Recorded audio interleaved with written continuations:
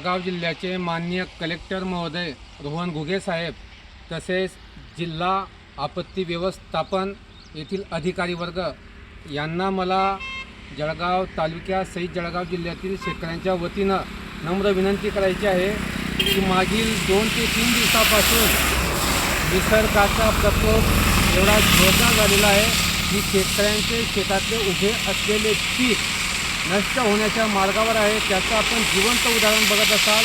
आज आम्ही जळगाव तालुक्यामध्ये शेतकऱ्यांच्या बांधावर आलेले असताना आपण बघत आहात की हा इथे केळीचा बाग उभा आहे आणि केळीच्या बागामध्ये कमीत 2 ते 3 फूट एवढं पाणी साचलेलं आहे।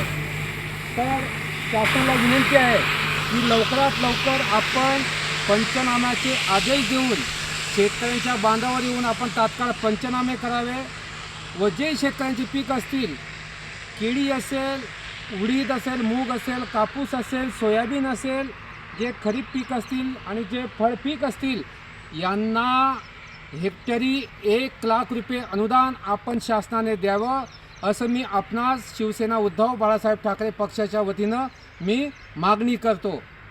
जर आपण शेतकऱ्यांना न्याय नाही देऊ शकलात तर आपल्याला परमेश्वर कधीच माफ करणार नाही, कारण की शेतकरी आहे तर आपण आहोत। कारण की भारत हा शेतकरी प्रधान देश आहे हे सर्वांना माहीत आहे।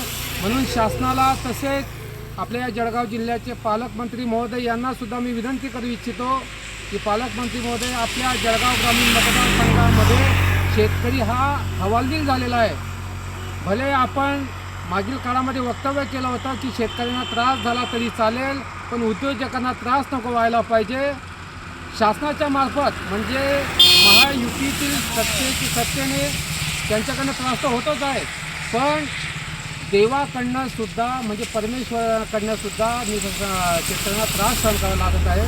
तर लवकरात लवकर आपण शेतकऱ्यांना या संकटातून बाहेर काढावं अशी आपणास मी विनंती करू इच्छितो। जय हिंद, जय महाराष्ट्र।